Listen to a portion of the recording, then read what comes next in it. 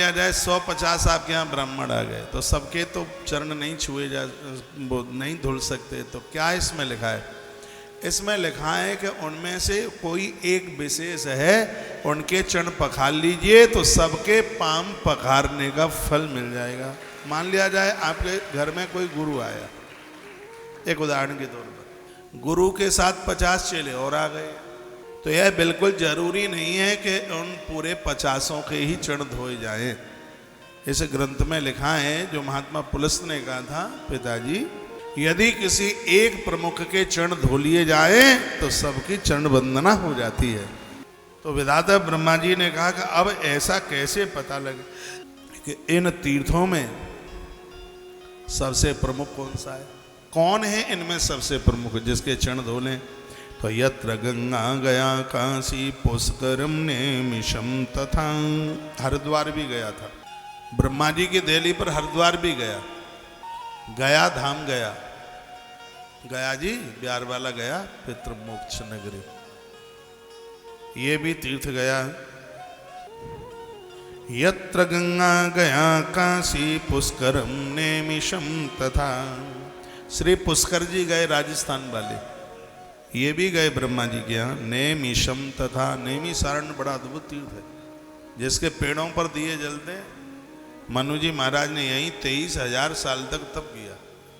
यह तीर्थ भी ब्रह्मा जी के यहाँ गया। कुरुक्षेत्रम तथा रेवा, कुरुक्षेत्र भी गया, तीर्थ कुरुक्षेत्र का भी जाना हुआ।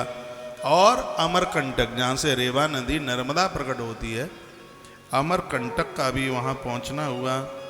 महिसागर संगम, एक बड़ा और अद्भुत तीर्थ है जिसका नाम है महिसागर संगम।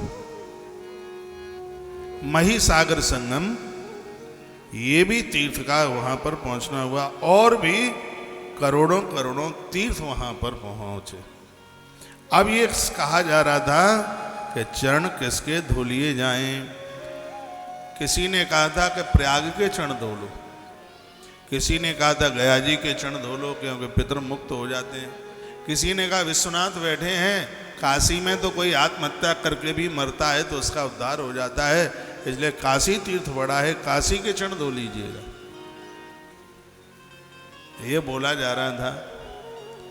और उसके तत्पश्चात किसी ने कहा कि नहीं, धरती का सबसे पहला यज्ञ पुष्कर जी में हुआ है, इसलिए पुष्कर तीर्थ बड़ा है, इसलिए पुष्कर जी के चरण धो लीजिएगा। विधाता ब्रह्मा जी को कहा गया। किसी ने किसी का कहा, किसी ने किसी का कहा, उसी समय देववाणी हो गई। देववाणी ने कहा कि नहीं, सबसे बड़ा तीर्थ है, उसका नाम है महिसागर संगम, सबसे बड़ा तीर्थ है, इसके चरण धो लीजिएगा। सबसे बड़ा तीर्थ महिसागर संगम की बात कही, और ये वही महिसागर संगम है जहां बर्बरीक ने तप किया, तपस्या की थी। इसका नाम है महिसागर संगम। मैं आपको बता दूं, ये बड़ौदा गुजरात से 60 किलोमीटर पड़ता है, और अहमदाबाद से लगभग 90-100 किलोमीटर यह स्थान पड़ता है। यह स्थान गुजरात में पड़ता है। मही नाम की नदी का संगम है। दो ही तो संगम है, एक गंगा सागर संगम है और एक मही नदी का संगम है। तो गंगा सागर तो उधर पश्चिम बंगाल में पड़ जाता है, और मही सागर संगम है, यह गुजरात में पड़ता है। तो इस नदी का यहाँ इस स्थान पर जो संगम हुआ है, तो यह स्थान इतना अद्भुत हो गया है